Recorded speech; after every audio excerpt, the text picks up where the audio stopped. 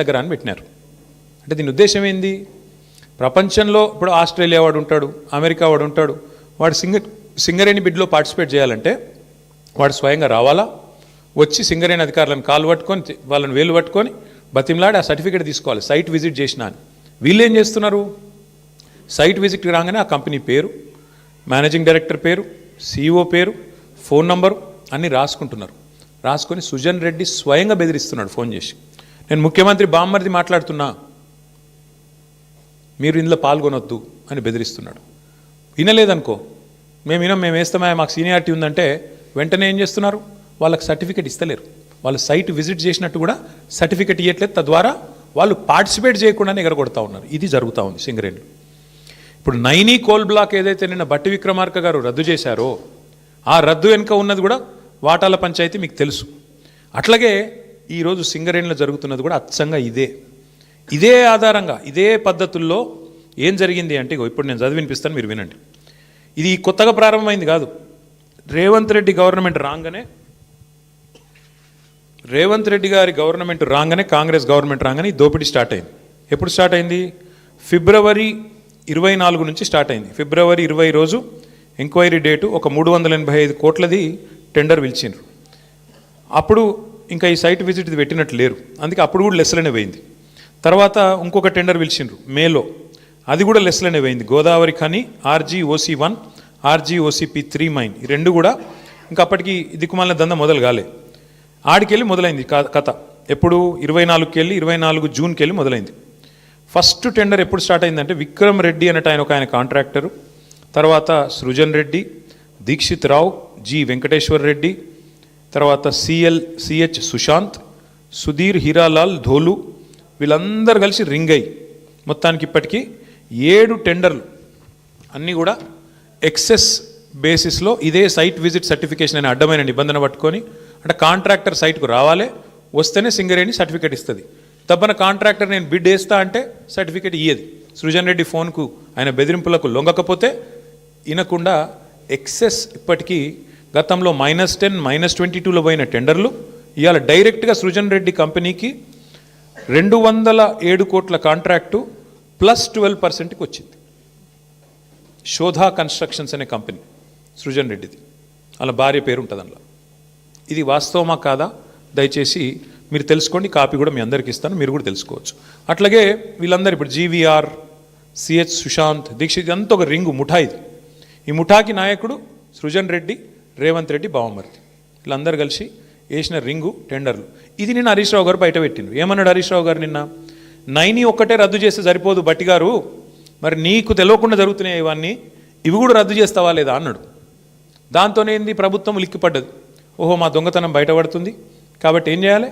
హరీష్ రావుకు నోటీసు, నేను సాయంత్రం నోటీసు, పొద్దున ఎంక్వైరీ. ఇది మొదటిసారి కాదు, 1000 కోట్లకు పైగా సివిల్ సప్లై స్కామ్ జరిగిందని బయట పెట్టంగానే అప్పుడు ఇట్లనే డైవర్షన్. మూసీ 1.5 కోట్ల కుంభకోణం బయట పెట్టంగానే అప్పుడు ఇట్లే డైవర్షన్. కొడంగల్లో అల్లుడు గారి ఆమ్యామ్య లగచర్ల భూములు కొట్టేస్తున్నాడు అల్లుడు గారి కోసం, ఆయన మ్యాక్స్ బిఎన్ అనే ఫార్మా కంపెనీ కోసం అనగానే అప్పుడు ఇట్లనే మా నరేందర్ రెడ్డిని తీసుకుపోయి 37 రోజులు జైల్లో పెట్టిండ్రు, ఆయనతో పాటు రైతులను జైల్లో పెట్టిండ్రు. తర్వాత విద్యుత్ కుంభకోణం, కాళేశ్వరం కమిషను, ఫోన్ ట్యాపింగు, గొర్రెల సాము, ఫార్ములా ఈ, మన్ను మశానం అని ఫోన్ ట్యాప్, మొత్తానికి 2 years టైంపాస్ వ్యవహారం తప్ప ఒక్కటంటే ఒక్కటి ఈరోజు వరకు రుజువు చేసింది లేదు, పీకింది లేదు. అయినా ఇంకోటి వీళ్ళు మర్చిపోతున్నారు, హరీష్ రావు గారు అంటే ఎవరు? హరీష్ రావు గారు మీ మొత్తం క్యాబినెట్నే అసెంబ్లీలోనే ఫుట్బాల్ ఆడుకున్నాడు కదా. మీకు సబ్జెక్ట్ రాదు, మీకు తెలియదు, పీకది. ఆయనతోనే అసెంబ్లీలోనే అందరి ముంగట్నే తిట్లు పడ్డారు మీరు, 8 మంది మంత్రులు దెబ్బలు పడ్డారు మీరు. అట్లాంటి ఆయన ఇవ్వాలన్నట 5-6 పోలీసు అధికారుల మీద కూర్చోబెడితే ఏం ఫరక పడుతుంది? మీ మంత్రులనే ఫుట్బాల్ ఆడిండు, ఈ పోలీసు అధికారులు ఎంత అండి నాకు అర్థం కాదు. చేయని తప్పుకు ఏదో పనికి మళ్ళీ కేసు పెట్టి ఇబ్బంది పెడతాం అనుకుంటే భయపడతామా? ఎవరు భయపడతారు? ఎందుకు భయపడతాము? అయినా సాక్షాత్తు సుప్రీంకోర్టు చెప్పింది కదా, ఫోన్ ట్యాపింగ్ కేసులో పసలేదు, ఏదో పనికి మాలిన కేసుని కొట్టేస్తే సిగ్గులేదా రేవంత్ రెడ్డి? బుద్ధి జ్ఞానం ఉందా అసలు నీకు? ఇట్లా చేయొచ్చునా? ప్రభుత్వం నడపవయ్యా అంటే నీకు ఏమి చెప్పొచ్చినావు అధికారంలోకి? నువ్వు 6 గ్యారంటీలు అంటివి, తులం బంగారం ఇస్తా అంటివి, 4000 పెన్షన్లు ఇస్తా అంటివి, మహిళలకు 2,500 అంటివి, 26 నెలలు అయిపోయాయి. అది చెప్పే ముఖం లేదు, అది చెప్పే తెలివి లేదు. అందుకే కవర్ ఏం చేయాలి? ఇట్లనే మీడియాని మేనేజ్ చేసుకోవాలి, మీడియా వాళ్ళు ఇళ్ళకు న్యూ ఇయర్స్కు కాలు మొక్కాలి, వాళ్ళను ప్రసన్నం చేసుకోవాలి, అడ్డమైన రాతలు వాళ్ళతో రాయించుకోవాలి. గిది నీ చిల్లర బుద్ధి, ఇది నీ లేకి బుద్ధి. ఇది రేవంత్ రెడ్డి యొక్క చిల్లర వ్యవహారం. వీళ్ళకు రాజ్యాంగం మీదనే కాదు, స్పీకర్ గారిని చూసినాం మనం, రాజ్యాంగం మీదనే కాదు, వీళ్ళకు సుప్రీంకోర్టు మీద కూడా గౌరవం లేదు సన్నాసులకు. ఇది వాస్తవం. అందుకే ఇవాళ సుప్రీంకోర్టు ఫోన్ ట్యాపింగ్ జరగలేదురా అని చెప్తే కొట్టేస్తే హరీష్ రావు గారి మీద కేసు, అయినా నోటీసులు ఇచ్చినారంటే వీళ్ళకి ఎంత తెలివి ఉంది, వీళ్ళు ఎంత తెలివైన వాళ్ళు దీంతోనే చెప్పొచ్చు. ఇంకొక మాట కూడా నేను చెప్తా ఉన్నా ఇవాళ రేవంత్ రెడ్డికి, ఇంకో 1000 సీట్లు వేసుకో, ఏం చేసుకుంటావో చేసుకో, మా నాయకులందరికీ నోటీసులు ఇచ్చుకో, ఏమన్నా చేసుకో, భయపడం. బీఆర్ఎస్ తెలంగాణ ప్రజల గుండె చప్పుడు, తెలంగాణ ప్రజల గొంతు బీఆర్ఎస్, తెలంగాణ ప్రజల బలం గలం, తెలంగాణ దళం కేసీఆర్ బృందం బీఆర్ఎస్. మేము ఎవ్వరికి భయపడం, బరాబర్ కొట్లాడతాం. నీ కాంగ్రెస్ పార్టీని, నీ ప్రభుత్వాన్ని అంతు చూసేదాకా ప్రజల తరపున నిలదీస్తూనే ఉంటాం. నువ్వు ఎన్ని విచారణలనే చేసుకో, ఎన్ని రకాలుగా మా వాళ్ళని వేధిస్తున్నావు, ఈ వేదిక మీద కూర్చున్న వాళ్ళందరికీ తెలుసు. అందరికీ ఏదో రకంగా వేధింపులు, రకరకాలుగా చిల్లర పనులు చేస్తూనే ఉన్నారు. ఇంకా ఇప్పుడు ఈ అందానికి ఇప్పుడే చూసిన ఇక్కడికి వచ్చేటప్పుడు కేసీఆర్ గారికి నోటీస్ ఇస్తారట, ఏది ఈ లొటపీస్ కేసులో. ఇచ్చుకో, ఏం చేసుకుంటావో చేసుకో, ఏం భయపడం. ఏం చేసుకుంటావో, ఎన్ని అడ్డమైన స్టోరీలు నడిపించుకుంటావో, ఎన్ని కథనాలు వడ్డించి వారుస్తావో వార్చు, ఏం భయపడం. అన్నీ ఎదుర్కొంటాం. దేశంలో ఇంకా న్యాయం ధర్మం ఉంది, న్యాయస్థానాలు ఉన్నాయి, వాటి మీద మాకు గౌరవం ఉంది. తప్పకుండా నీలాంటి దుర్మార్గులతో ఎట్లా కొట్లాడాలో అట్లా కొట్లాడతాం. కానీ ఇక్కడ ఈ మొత్తం కేసులో ప్రధాన దోషి ఇవాళ ముఖ్యమంత్రి బావమరిది. మొత్తం ఈ కోళ్ళు కుంభకోణంలో, సింగరేణి కుంభకోణంలో ప్రధాన ముద్దాయి సింగరేణిలో ఇవాళ మొత్తం king pin, ring master Srujan Reddy అని ముఖ్యమంత్రి బావమరిది. ఇదివరకు అమృత్ స్కామ్లో కూడా ఈ ముద్దాయే భాగస్వామి, ఇప్పుడు కూడా ఈ సింగరేణిలో కూడా ఆయనే ఉన్నాడు.